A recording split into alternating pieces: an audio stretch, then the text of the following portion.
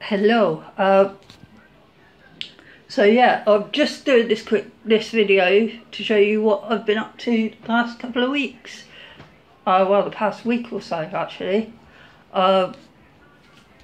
Yeah, so my whole flat has been kind of falling apart. As you can see, I have a plunger in the sink. My washing up there, dirty washing up.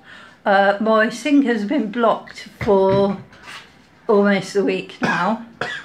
I've been trying to unblock it, but it doesn't seem to be budging. Anytime I put water in the sink, it goes down into the washing machine, it fills the washing machine up, and then the washing machine leaks everywhere. Which is also broken. It's not broken, the washing machine works fine, it's just the fact that the water keeps filling up, you know. But I haven't been able to do any washing up properly or any clothes washing properly for the past week. I've been doing little bits here and there when I can in the bathroom sink, but the bathroom sink isn't very big and, you know, it doesn't get it fully clean. So, you know, but yeah, as we were trying to unblock the sink with our nice new plunger that we got delivered today, basically, if you have a look in my cupboard, you can see we've kind of been trying to clean it up a little, but you see all that what looks like dirt and sewage. When we plunge the sink, that happens.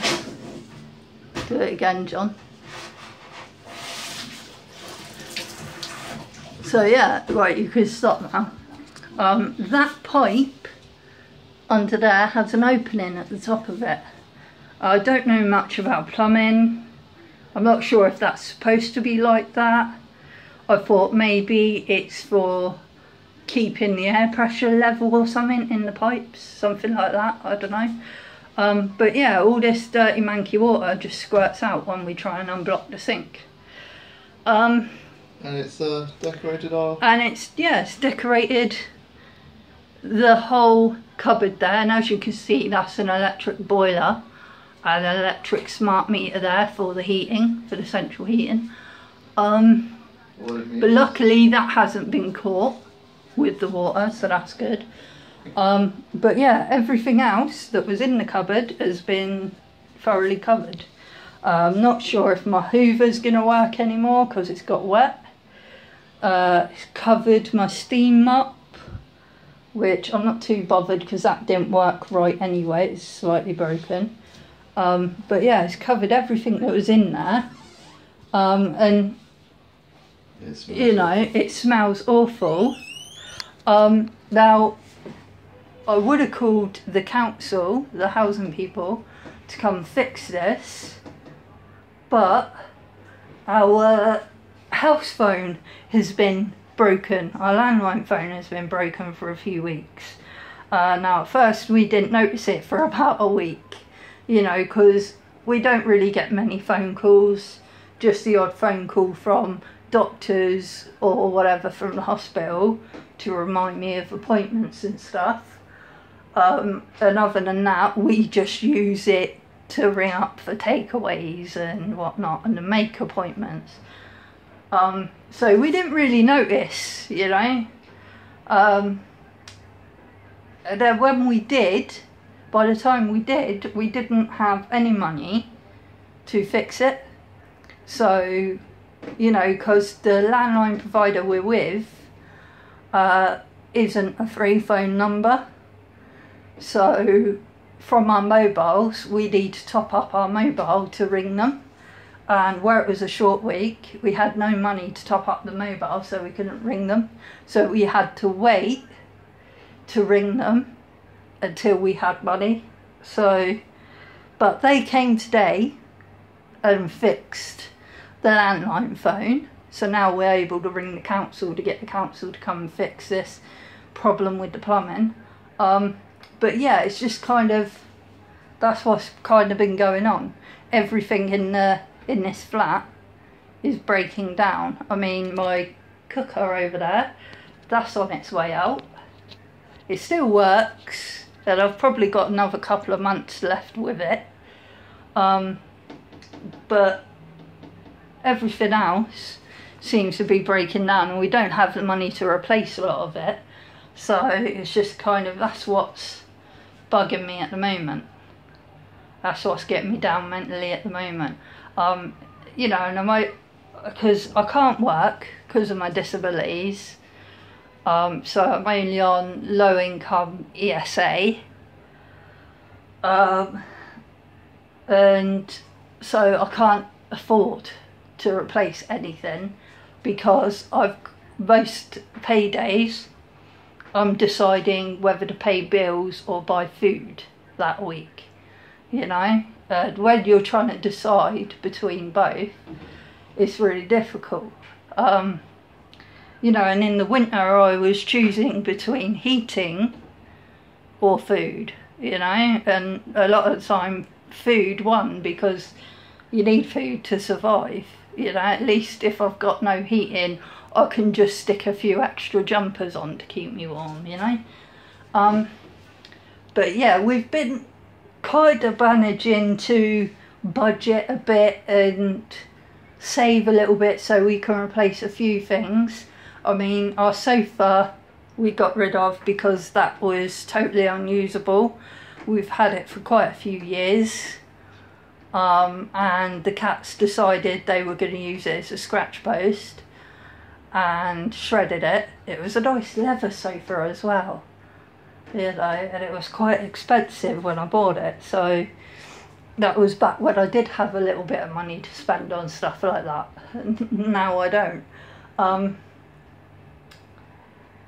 But yeah, so we've been managing to kind of budget a little bit, like if you see over there, supermarket own brand tins, where we've got spare cash to waste. Rather than wasting it, what we're doing is stocking up on food, so that if one week we don't have enough to pay the bills and buy food, we can just say, well, we've got a stockpile of food, we're okay for food, so let's just pay this bill, you know. And here and there we've been putting extra money onto the electric when we've got extra money to waste. We put it on there, so we build that up so that one week we can skip paying electric so we can pay the heating instead. And luckily at the moment in the summer we don't really need the heating that much. We don't need the radiators at all. The only thing we need to put money on the heating for is for hot water to do washing up and stuff. So, you know, so we're saving a bit of money there, but it's just, and as well with my health issues, I'm not able to get out and about as much as I used to. I'm struggling to do that because I'm struggling to walk and stuff like that. And my physical health has gone downhill quite a bit recently, so and I've been wanting to buy a mobility scooter so that I can get out and about when I need to.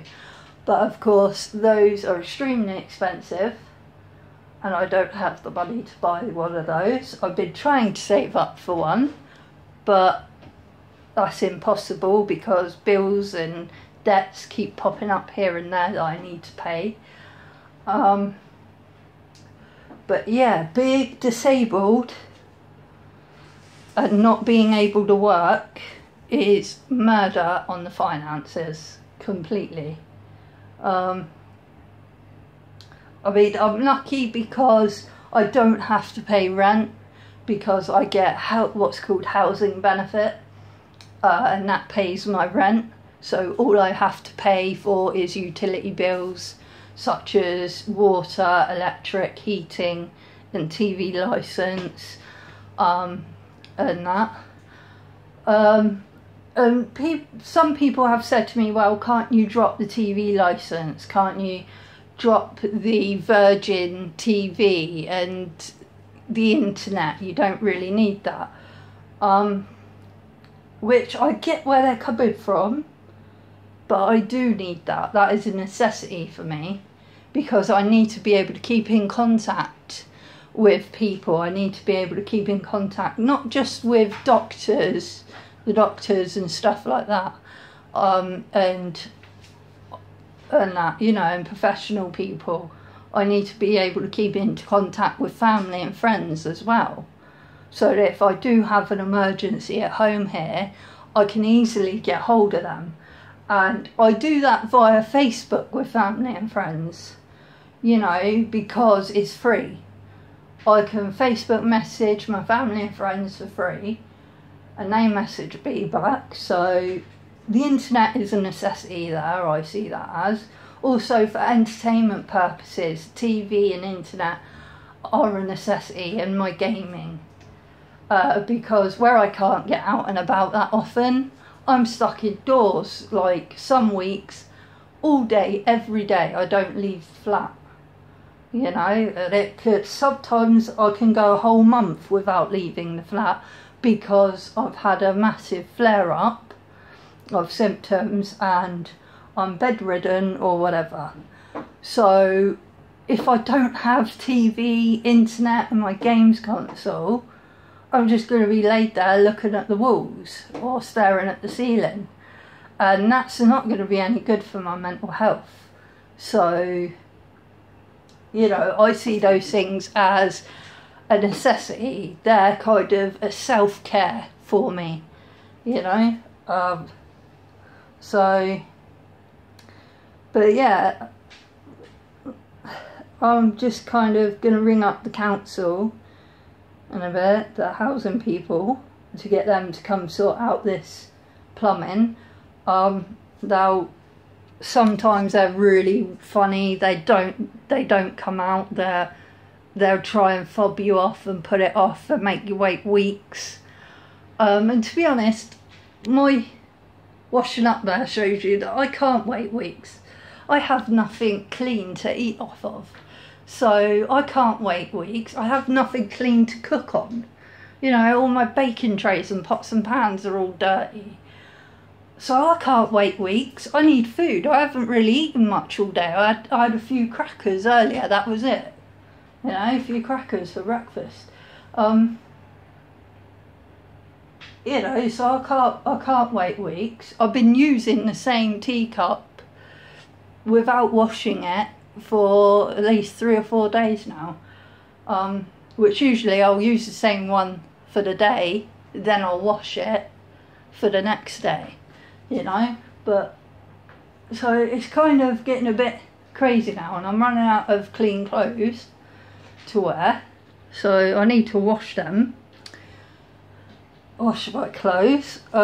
So to be honest, if they're going to fob me off, I don't like doing it, but I might have to play the disabled card.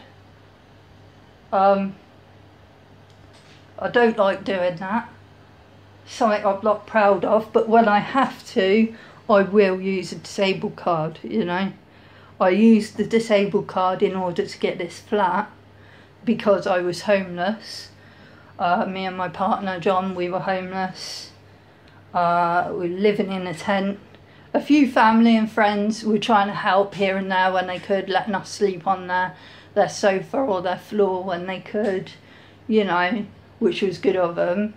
But we were in a tent and had nowhere to go, and we were literally at the council office every day sort of saying to them, look, can you do something, give us a B&B, a hostel, anything like that.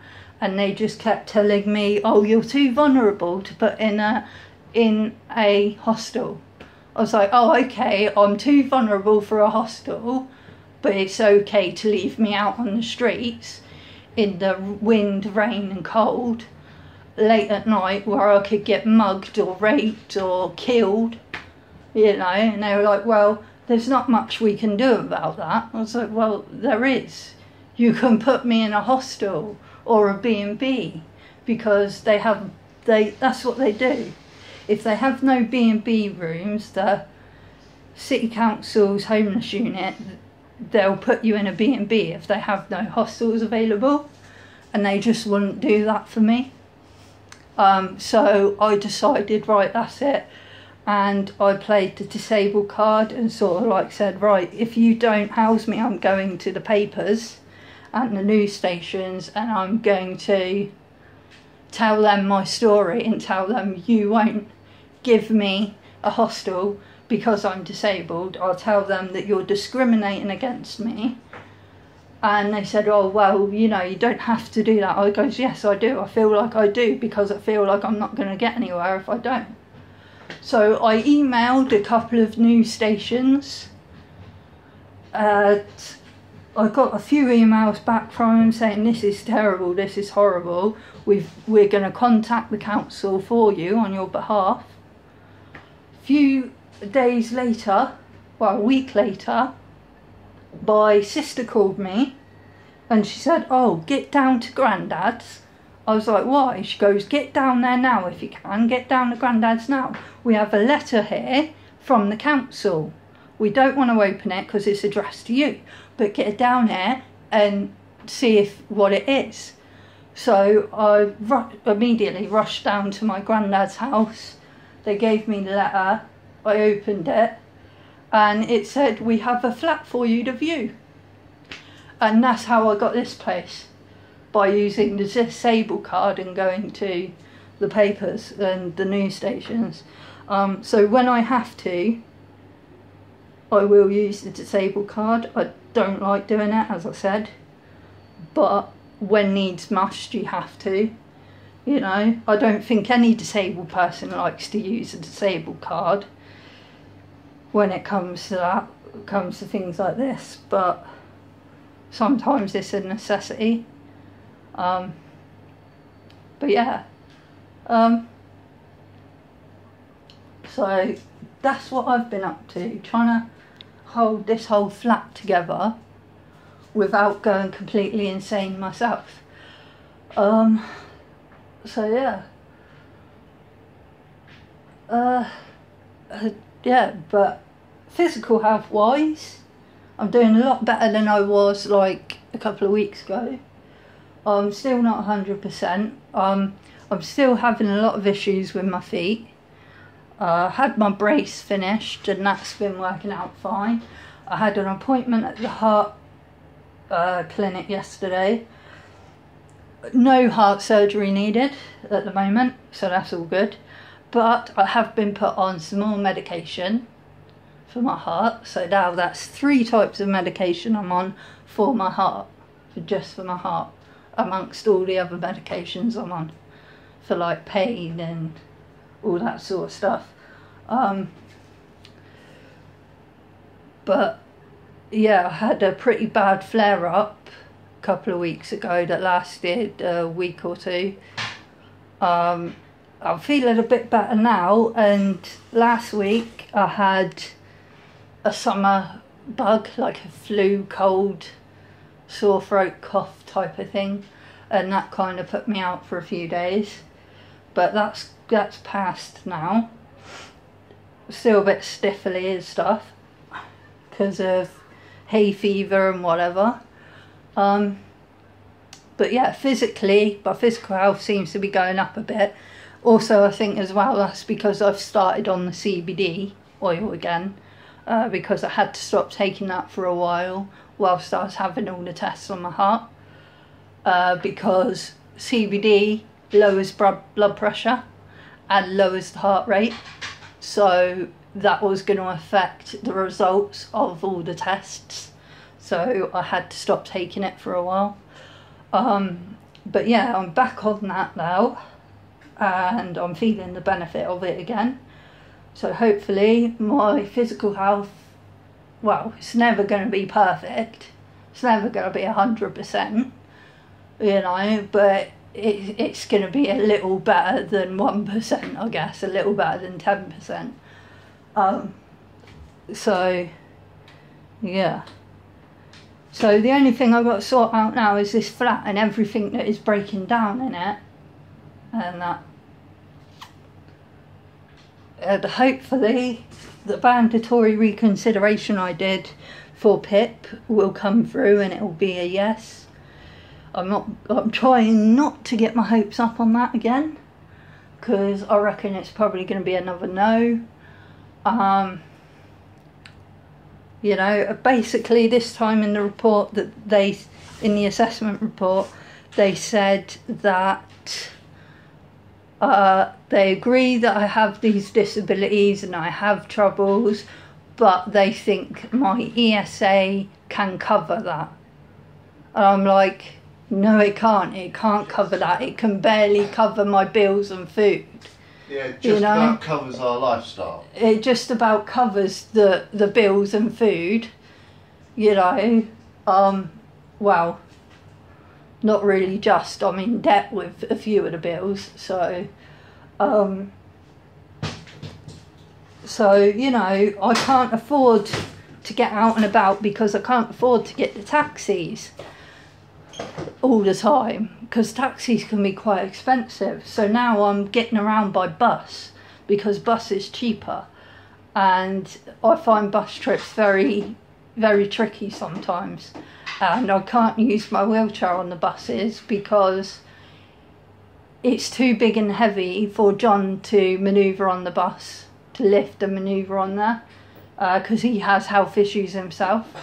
So if we were to go out every day and do everything we need to do with him pushing the wheelchair, it's going to damage his health even more. This is why I need a mobility scooter, because I can't self-propel myself because of the issues with my back, chest, shoulders and neck and everything. Every time I self-propel the wheelchair, I get dislocations of collarbones and shoulders and ribs, and it's very painful, very uncomfortable. Also, I rip muscles when doing it because I have muscle wastage and my muscles are very weak, and they rip. I rip tendons as well, obviously because of the connective tissue problems with Marfan syndrome. So this is why I need a mobility scooter or an electric wheelchair, and I'm on the list for an electric wheelchair, NHS list. But I've been on that list for nearly 5 years now and counting. So I've stopped holding my breath for that because I started going blue. So I've been trying to save up to buy my own one, but every time I save a little, a debt or a bill pops up that needs paying urgently, and I get letters through from the bill company saying, oh, if you don't pay it, we're going to send debt collectors to take all your stuff. And I'm just thinking, fine, come, take it. It's all broken anyway, you know. So I can't really afford to get a mobility scooter. So that's my main trouble at the moment, finances. I'm hoping Pip will pay. And the assessor, I swear, probably a chimp could do their job better. I'm not being funny, but how can ESA cover regular taxi fares, a mobility scooter, hundreds of other aids that I need around the house, all the appliances that I need around the house, everything I need to fix around the house, my food, my debts, my bills? The ESA ain't gonna pay that. I only get, what, £300 every 2 weeks. £300, to some it might sound quite a lot, but that's to feed me, John, you know, keep us housed and everything. So, yeah. The benefit system is really messed up, and the housing system is really messed up, and if you're a disabled person in amongst that, then I feel sorry for you. I feel sorry for myself. I'm not being funny. I'm going to admit it. I feel sorry for myself being stuck with this, because if I was able to work, I would go to work, you know. And I have attempted to work in the past, but been turned down for every job because of my disabilities. And when I have managed to get a job, I was working for a couple of weeks and got very ill because of it. And nearly ended up in hospital, and my doctor told me, yeah, stop working. If you keep working like this, you're going to die. I was like, okay, I'll take your advice, you know. And then when I went to the job centre, they said, yeah, we can't get you a job, we're just going to put you on sick pay, you know, disability money. So I was like, okay, it's better than nothing, I need to feed myself, and I'm not too proud to admit that, you know. So yeah, but hopefully things will start looking up housing wise. But yeah, I think I'm going to end this video here and go clean up some of this mess that has been made by all this horrible plumbing, and ring the council to see if they can come fix it for me. But yeah, a quick message before I go to those that are disabled and are facing struggles with housing issues and benefit issues like me. Don't give up. Don't be afraid to use the disabled card to get what you're entitled to. Okay, don't be afraid to use your disability as an advantage. I know that sounds really bad, but there are a lot of people out there that discriminate against disabled people, and there is a lot of stigma. And that is the main problem, the ignorance and the stigma from the normal able-bodied people. Now, not every able-bodied person is like this, but I've found a lot of the time people in professional jobs, sort of like council workers, social workers, stuff like that, are very ignorant towards disabilities. They don't understand it properly, you know. So don't be afraid to use your disabled card to get what you need, especially if you need them to come out and fix a leak, you know, or fix some electric or whatever. You know, if you need that to survive, don't be afraid to use the disabled card to get it, you know. But yeah, I'm going to leave you all now. Thanks for watching. And I will see you all later, hopefully with a better video about something more positive next time. But yeah, thanks for watching. I will see you all later. It's Fluffy Bottom has just come to say goodbye. Say bye-bye, Dad. Oh, you're going to look out the window. Okay. Love you. See you all later.